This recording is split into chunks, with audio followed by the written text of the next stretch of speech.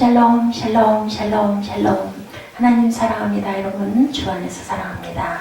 오늘 에스겔 40장 1절에서 4절 새 성전의 비전이라는 말씀으로 함께 은혜를 나눠보도록 합니다. 우리가 사로잡힌 지 25째 해 이렇게 40장 1절이 시작이 되고 있죠. 예, 우리가 사로잡힌 지 25년이요. 예, 14째 해 첫째 달 열째 날에 이렇게 말씀을 합니다. 우리가 사로잡힌 지 25년이요. 성이 함락된 후 14년 정월 10일 곧 그날에 야훼의 권능이 내게 임하여 나를 데리고 이스라엘 땅으로 가시되 이렇게 말씀을 하시죠. 에스겔이 사로잡혔다는 것은 야훼인 왕과 함께 포로가 되었다는 것인데 포로가 된 때가 바로 BC 598년이다. 598년에서 25년이 지났으니까 이 이상이 임할 때는 BC 573년이겠죠. 그리고 성이 함락되었다고 했는데 이 성은 예루살렘 성을 가리킵니다. 예루살렘 성이 함락된 때는 BC 587년이고 14년이 흘렀다는 거죠. 이것을 보더라도 이상이 임한 때가 BC 573년이라는 것을 우리가 알 수가 있습니다. 에스겔 선지자가 BC 573년에 이 비전을 받게 되었다라는 말인데 바빌론의 포로가 되어 있어도 하나님이 임하여 비전을 주시는 사람은 행복한 사람이죠. 그렇죠? 어디 있든지 상관이 없습니다. 하나님의 임재가 임한 사람은 정말 복된 사람이죠. 여기 에스겔이 본 이상은 9개의 장으로 내용이 길고 어렵습니다. 그러나 그 내용의 핵심은 성전이 회복될 것이며 예배가 회복될 것이고 이스라엘 땅이 회복되리라는 것이죠. 내용이 어려워서 유대인들도 30살이 되기 전까지 에스겔 40장에서 48장을 읽지 못하게 했다고 합니다. 그리고 아이들이 이 본문을 읽고 무슨 뜻인지 물어보면 부모님은 엘리야 선지자가 오늘 가르쳐 줄 것이다 이렇게 대답을 했다고 그래요. 부모들도 모르고 유대인들도 모르고 성서 해석자들도 잘 모르는 굉장히 어려운 내용이 바로 에스겔서인데 우리는 모든 성경은 교훈과 책망과 바르게 함과 의로 교육하기에 유익하다고 했기 때문에 피해서 지나가지 말고 또한 무시해서도 안 되겠죠. 오늘 에스겔 40장에서 42장을 중심으로 에스겔 선지자가 받은 새 성전 비전의 의미가 무엇인가를 우리 한번 생각해 봅니다. 에스겔 선지자가 야훼의 권능에 이끌려 이상 중에 이스라엘 땅으로 갔다고 했죠. 에스겔이 바벨론의 포로가 되어 있는데 하나님의 성령이 에스겔의 영혼에 어땠어요? 영혼을 끄집어내어 이스라엘 땅으로 옮겨갔다. 에스겔의 육신은 바벨론에 있고 영혼은 성령에 이끌려 이스라엘 땅으로 가서 환상을 봅니다. 이것은 특별한 체험이죠. 하나님의 에스겔을 그 비의 높은 산에서 산에 내려놓습니다. 예루살렘에 있는 시온산에 내려놓죠. 시온산은 해발 750m 높은 산이 아닙니다. 750m 밖에 안 되죠. 그럼에도 이 산을 그 비의 높은 산이라고 말하는 것은 하나님의 진리와 복음이 시온산으로부터 흘러나왔기 때문에 우리가 항상 그 존경할 때 또한 그 대단히 이렇게 뭐랄까 칭찬을 할 때는 아주 지극히 높은 이렇게 얘기를 하게 되죠. 아마 이런 의미지 않았을까 싶습니다. 시온산은 종교의 핵심이 되는 산이기 때문에 극히 높은 산이다 이렇게 표현을 합니다. 에스겔이 극히 높은 산에서 내려다보니 성읍 형상 같은 것이 보인다. 바로 이 성읍 형상이 에스겔이 본 새로운 성전의 환상이었습니다. 그리고 놋같이 빛나는 사람의 손에 청량기구를 들고 있죠. 한 손에는 삼줄을 들고 있고 또 한 손에는 장대가 있습니다. 이 장대는 작은 장대가 아니고 6척이나 되는 큰 장대이고 한 척의 길이가 45cm 정도 되지만 성전을 청량하는 한 척의 길이는 55cm 정도 된다. 놋같이 빛나는 사람이 잡고 있는 장대는 6척이라 했기 때문에 3.3m이다. 즉 3줄과 장대를 가지고 성전을 청량하는 것인데 놋같이 빛나는 사람에 대해 학자들은 천사라고 하고 어떤 이는 성육신하기 이전의 예수 그리스도라고도 말을 하죠. 누구든지 정확하게 누구인지는 알 수가 없지만 인간이 아닌 영적인 존재라는 것은 분명합니다. 이분이 에스겔에게 말씀을 하죠. 에스겔아 너는 눈으로 보고 귀로 듣고 마음으로 생각하여 이것을 이스라엘 족속에게 증거해라. 우리도 하나님의 말씀을 눈으로 보고 귀로 듣고 마음으로 생각해야 되겠다. 마음으로 하나님의 말씀을 생각하는 사람은 복된 사람이죠. 그래서 새 성전의 이상에 대한 구체적인 내용이 나오죠. 담은 동서남북 정사각형으로 되었고 한 면이 500척이고 높이는 6척이고 넓이는 6척이다. 굉장히 큰 담입니다. 동문, 남문, 북문이 있고 서쪽에는 문이 없습니다. 왜냐하면 서쪽에는 성전이 있기 때문입니다. 이 문은 대문처럼 열고 들어가는 것이 아니라 바깥문과 앞문이 있죠. 바깥문과 앞문 사이를 문간이라고 하는데 문간의 길이가 50척이고 문간에는 방이 양쪽으로 각각 3개씩 있습니다. 도합 6개죠. 이것은 누가 사느냐? 문지기가 사는 곳이죠. 그런데 담은 무슨 목적으로 쌓았을까? 그가 이와 같이 그 사방을 청량하니 그 사방 다만 마당의 장과 광이 500척씩이라 그 다음은 거룩한 곳과 속된 것을 구별하는 것이더라. 에스겔 42장 20절에 이렇게 증거합니다. 이 다음은 거룩한 곳과 속된 것을 구별하기 위함이다. 새 성전에 있는 사람들은 거룩한 사람들이다 라는 뜻도 되죠. 동문, 남문, 북문으로 들어가려면 먼저 7계단을 올라가야 되고 그리고 여기에 뜰이 있는데 뜰도 바깥뜰, 안뜰, 성전뜰 이렇게 구분이 되어 있습니다. 안뜰에서 성전뜰로 들어가는 문도 동문, 남문, 북문 또한 3개가 있고 바깥문과 구조가 같죠. 그리고 안뜰 문간에는 제사장이 살고 있습니다. 또 안뜰에서 성전뜰로 가는 계단은 8계단이죠. 8계단을 올라가 문을 통과하여 안뜰로 들어가게 되면 제단과 성전이 있습니다. 이 성전은 세로가 100척, 가로가 20척입니다. 성전의 3분의 2는 성소라고 하고 3분의 1은 지성소라고 합니다.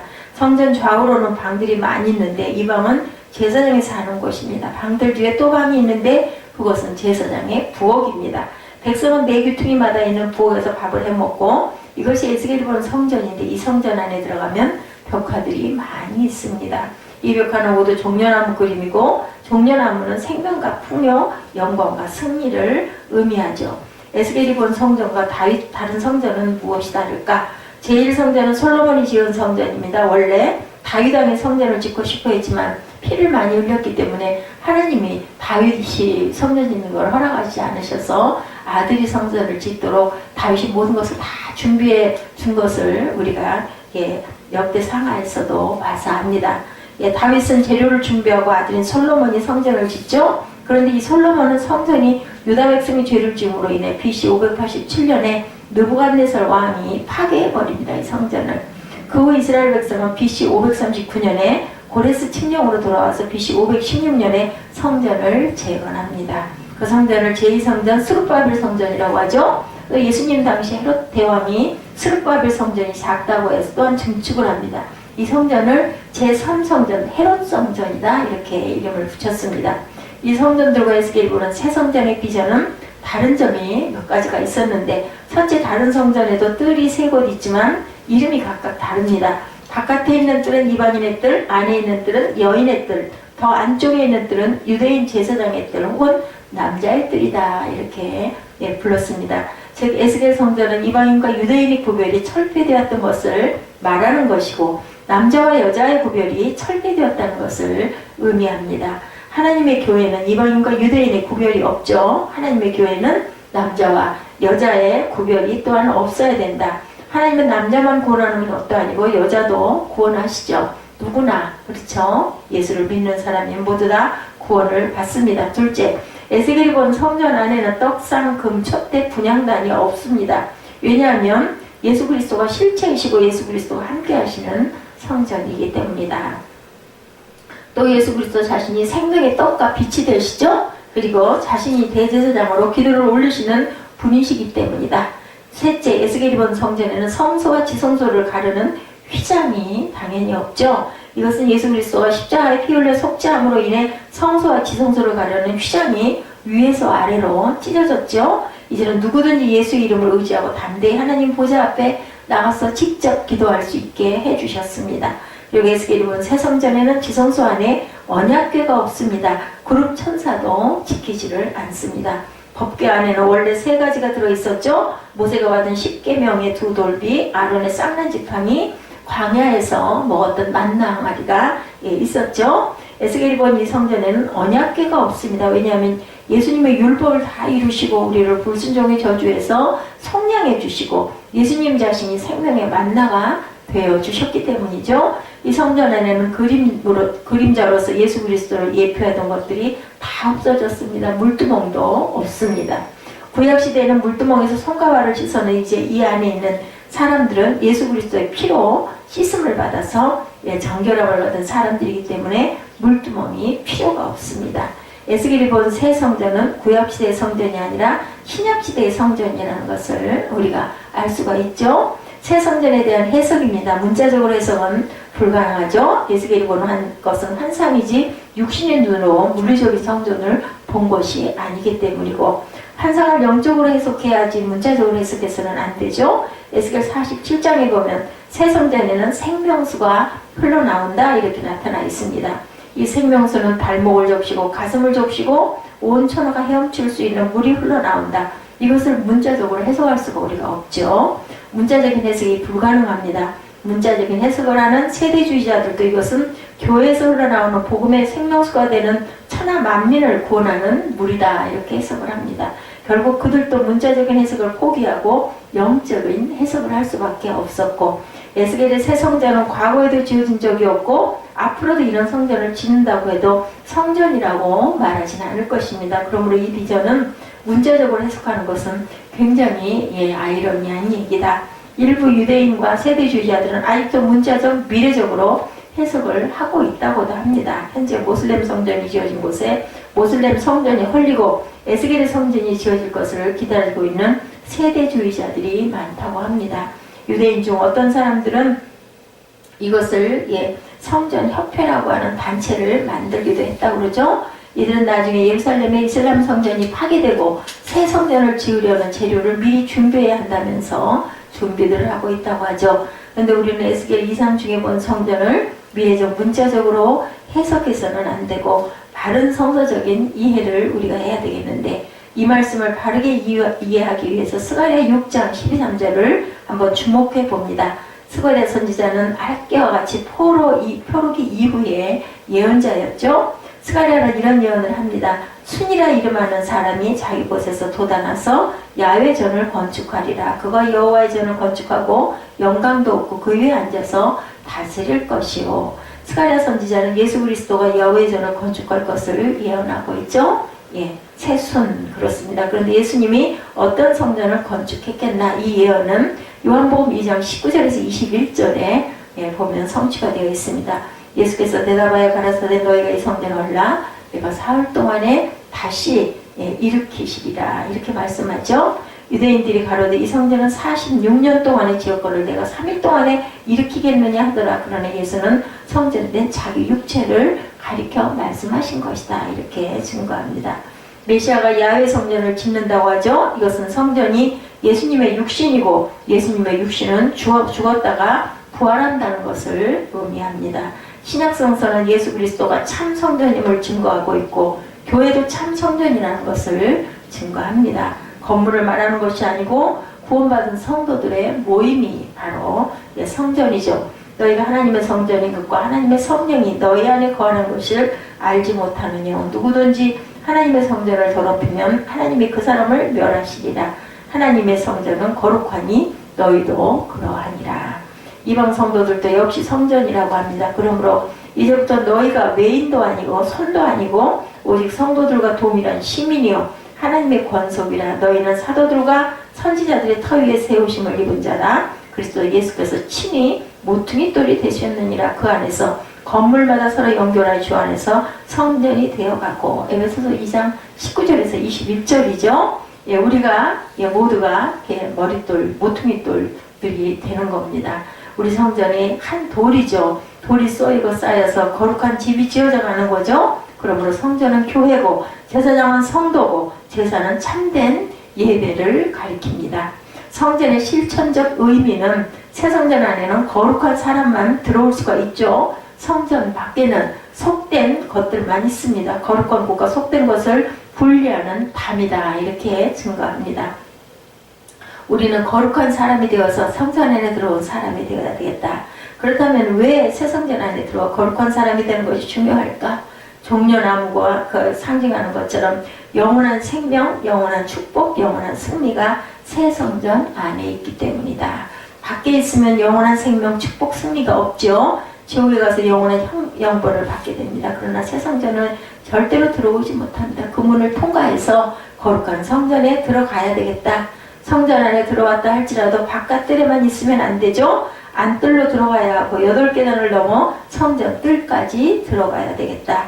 우리 신앙생활은 성장이 있어야 합니다. 신앙을 바깥 뜰에만 머무르게 해서는 안 되겠다.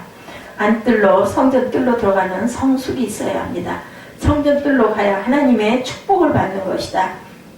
신앙생활하면서 한 번도 성령 체험을 못한 사람, 하나님의 임재를 경험해보지 못한 사람은 바깥 뜰에 거하는 사람이다. 기도하다가 하나님의 임재를 경험하고 성령의 충만을 경험하면 사람은 변화됩니다. 사람이 변화되는 것은 하나님의 임재를 한 번만 경험해도 변하죠. 그러나 평생 예수 믿어도 하나님의 임재가 뭔지도 모르는 사람도 또한 있습니다. 기도하면 언젠가는 하나님의 임재를 경험하게 해주실 것이고 하나님의 임재를 경험하면 사람은 변화가 되죠. 예, 그래서 정말 체험적인 신앙이 귀합니다. 인간이 가장 기쁠 때는 하나님의 임재를 경험할 때이고 성전 안뜰로 들어가기 위해서 적극적인 노력이 필요한데 끌고 간다고 되는 것도 아니고 우리가 항상 깨어서 기도해야 되고 말씀으로 충만해야 되겠죠. 예.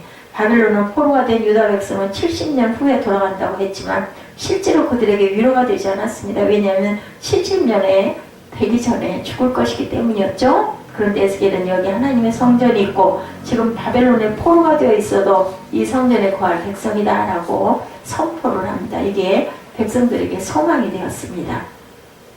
에스겔이 본 성전은 우리의 소망이죠. 죄악으로 멸망하게 가는 세상에서 교회가 없으면 아무런 소망이 없을 것입니다. 하나님의 말씀이 없는데 무슨 소망이 있겠습니까? 그렇죠?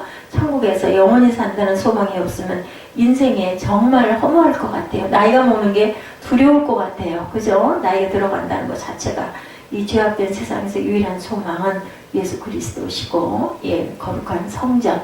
우리 몸들이 다 하나님의 거룩한 성전, 움직이는 성전들이죠. 이런 성전을 우리가 지어져 가야 되겠다. 우리는 신앙생활을 할 때 교회 중심으로 신앙생활을 해야 되겠습니다. 사울에도 주일에 일하는 사람은 사울에서는 안 되고 성경 공부를 해도 교회에서 해야 되겠다. 위험성이 없죠. 교회 밖에서 뭐 공짜로 가르쳐준다 이렇게 사람들을 이렇게 굉장히 유린해가지고 결국은 하다 보니 이단들이었다라는 얘기를 제가 많이 들었습니다.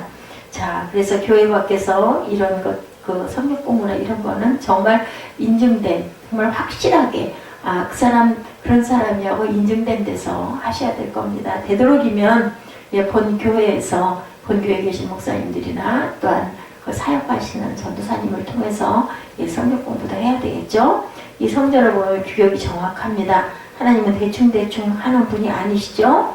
예, 그 노아의 방주도 그렇게 아주 과학적인 설계였다고 합니다. 지금에 있는 배들과 비교를 해봐서 전혀 뒤떨어지지 않는 배라고 그러죠.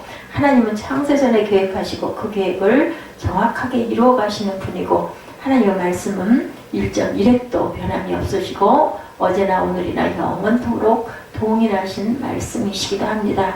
우리 성도들도 신앙생활을 절대로 대충 해서는 안 되겠고 하나님 우리 성도들에게 위대한 법칙을 주시죠. 심은 대로 거두리라. 죄로 심으면 죄값으로 거두고 기도로 심는 것은 은혜로 거둔다. 그러므로 우리는 인생을 정확하게 살아가야 되겠다.